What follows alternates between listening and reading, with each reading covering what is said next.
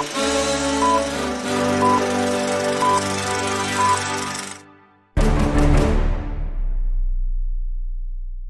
guys, we have made it to the main list of the year. Now, let's get into the fun, small top 10 list to wrap up the end of 2025.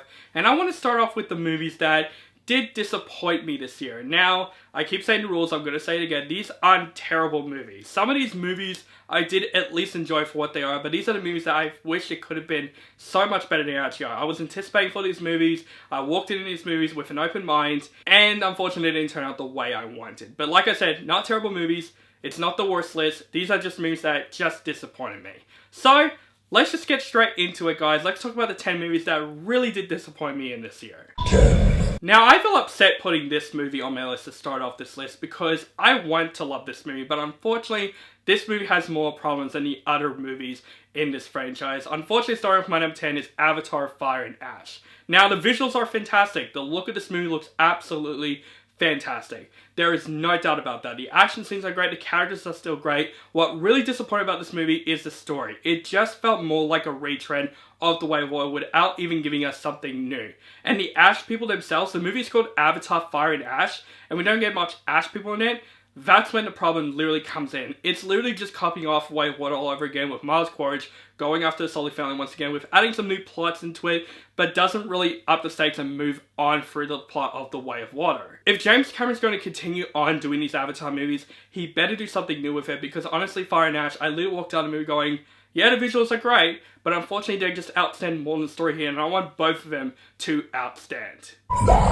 Now, talking about a movie that I had so much hope for it because I love this cast, but the movie just turned out just bland. Just bland, and it just felt like a movie that I feel like, yep, it shouldn't come out in theaters, it should have been a Netflix film. That is The Amateur. I really do love this concept. I think the concept of this movie is at least unique. That's why I was looking forward to the movie. And I love Rami Malek. I love Lawrence Fishburne. I thought the cast of the film is fantastic. But literally right when I was watching this movie, I was just thinking, is the film going to pick up? Is it going to come up with something new or something better? I do like the plot that Rami Malek doesn't have much of a physical, martial arts background. It's more about him hacking to get revenge over the death of his wife.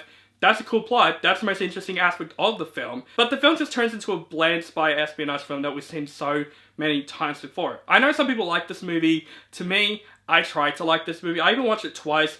I still had the same feeling for it. So The Amateur, just very disappointing. Man, even Edgar Wright appears in my top 10 disappointing movies of the year. The Running Man. I was expecting a lot more from it. Now, I did enjoy the film for its fun aspects. I think the action scenes are great. Glen Powell is definitely the biggest savior of the film. I thought he is great in the film. The rest of the cast is great, but I feel like the biggest problem that really disappointed about this movie is the tones. The shift tones of trying to be a black comedy while being a serious dark thriller, it really didn't work out throughout this movie. And I think those aspects do work, but just together, it just felt very out of place within it. I feel like this movie could have been a great dark version of this story. The Arnold Schwarzenegger was already fun and cheesy enough. And then just bringing it back to this film, and I was expecting a lot more different from it. Maybe it's because we have the wrong director and wrong writers for this one.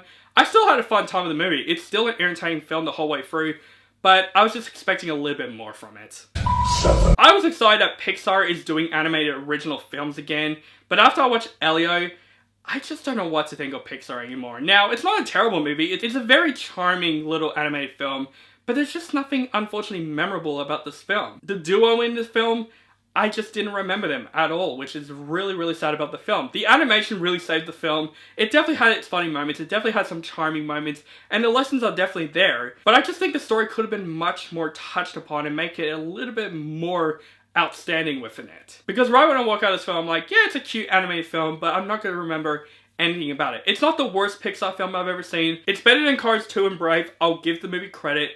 But that's all this movie can offer for me. Now, I love Longlegs that came out last year, so I was having high hope for this one. I think Osgood Perkins is really starting to let me down now. I thought Keeper was just decent enough, but nothing spectacular out of it. I was so let down by The Monkey. I was expecting a lot more within this film. A plot about a killer toy monkey could have been really cool, and this is another Stephen King adaptation that came out this year.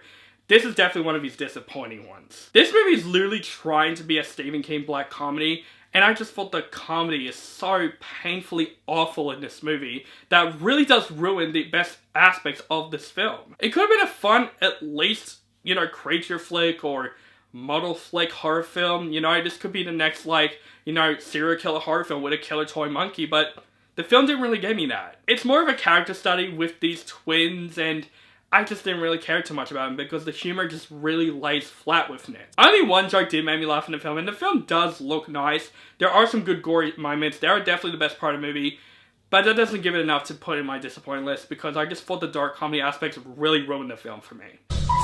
Okay, up to the top 5. These are the films that disappointed me the most this year. Not terrible movies. These movies are not bad movies. They're just movies that I was literally looking forward to and really let me down. Now, this is a movie that I'm not too looking forward to, but I was giving it some hope because of the director of the movie and also the writer.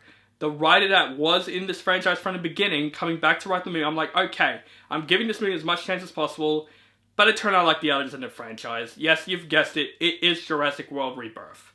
This movie had its moments. It's definitely better than Dominion. I'll give this film as much credit as possible. It is definitely better than Dominion. That's all it can offer. While having this family side characters in the film being better than the main characters in the film, in my opinion, that is literally the problem, which a lot of people are the other way around. They like the characters of Scarlett Johansson and Jonathan Bailey more than the family characters. I actually like the family characters, and I feel like that plot could have had its potential. It could have been a family survival film with a Jurassic Park element. It could have been awesome. But unfortunately, it's another plot about mercenaries basically going after something, but it's unfortunately in the park with dinosaurs. And with one of the worst looking dinosaurs that I have ever seen, like that last big dinosaur at the end. Who came up with this design? Seriously. Especially that David Koepp has come back to write this movie. It really lets me down with it. Not the worst Jurassic World movie, definitely better than Fallen Kingdom and Dominion, but it's still not the greatest.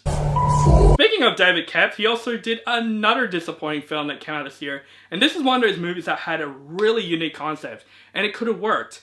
But Presence is one of those movies that's like, yeah, it had this really cool concept, but it just completely forgot about it. From the perspective of a ghost haunting this house, could have been really interesting. It could have had some really interesting plots they put within it, but it's this family drama story that just felt like, yeah, we've seen it all before, but it's just from a perspective of a ghost, which we literally forgot about the whole way through. Like, there are points in the film that I literally forgot it is about a perspective of the ghost. I thought that's literally the cinematography. That just shows that that plot didn't stand out within the movie. With an ending that doesn't even make any sense, I was literally watching going, what the fuck is this ending? It's one of those movies that had so much potential, but it just really ruins it out. I'm hoping to do another concept like this, because this could work in a movie, but they need to do something more interesting within it. And with the critics saying one of the scariest movies of the year, who wrote these reviews? It's obviously not these critics. It's literally just people going, let's make these fake reviews to make this movie very stand out.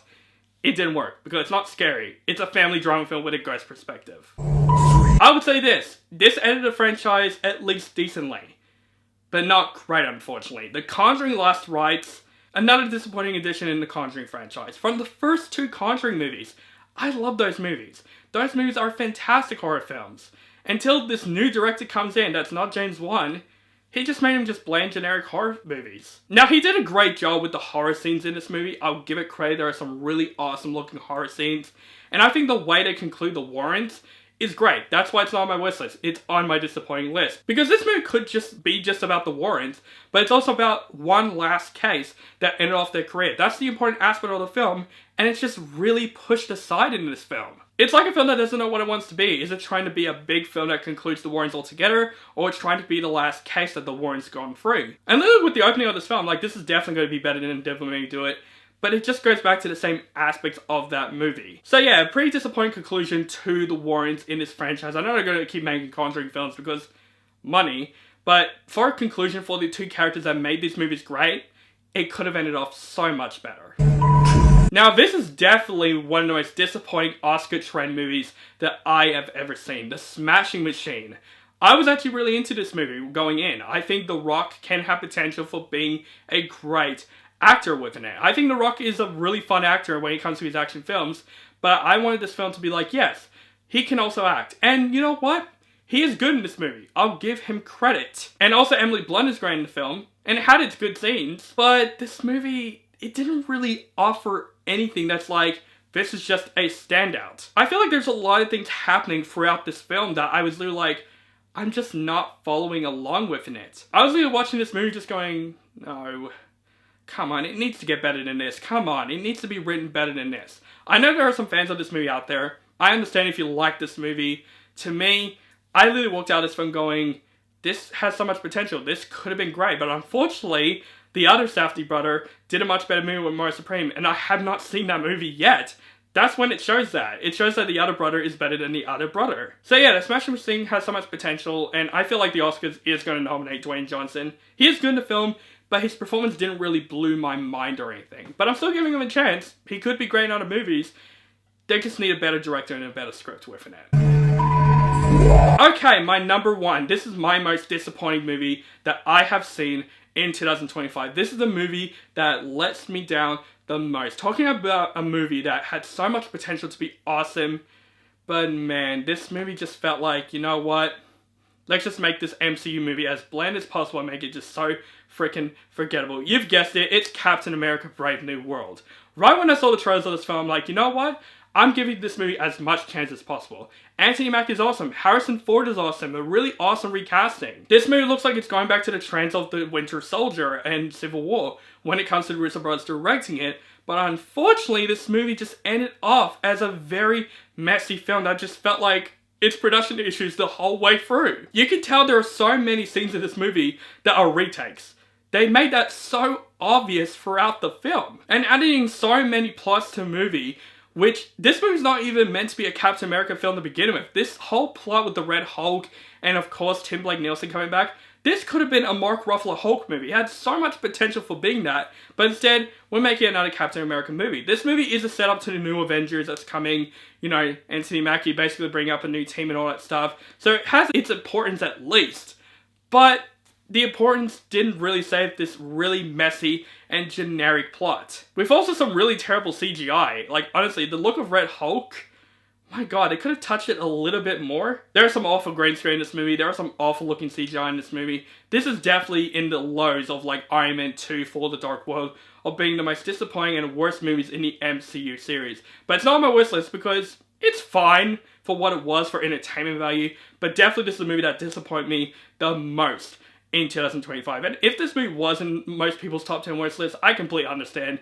This movie really lets me down. So guys, those are my top 10 most disappointing movies of 2025. We've done all three of these lists. We have one more to go, my surprising movies of the year. But let me know in the comments below what movies disappoint you the most in 2025. Let me know in the comments below.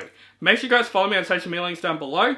Keep contacting with me and make sure you guys subscribe to my channel. Notify for my latest movie reviews and other movie related content. Thank you guys so much for watching and have a nice day.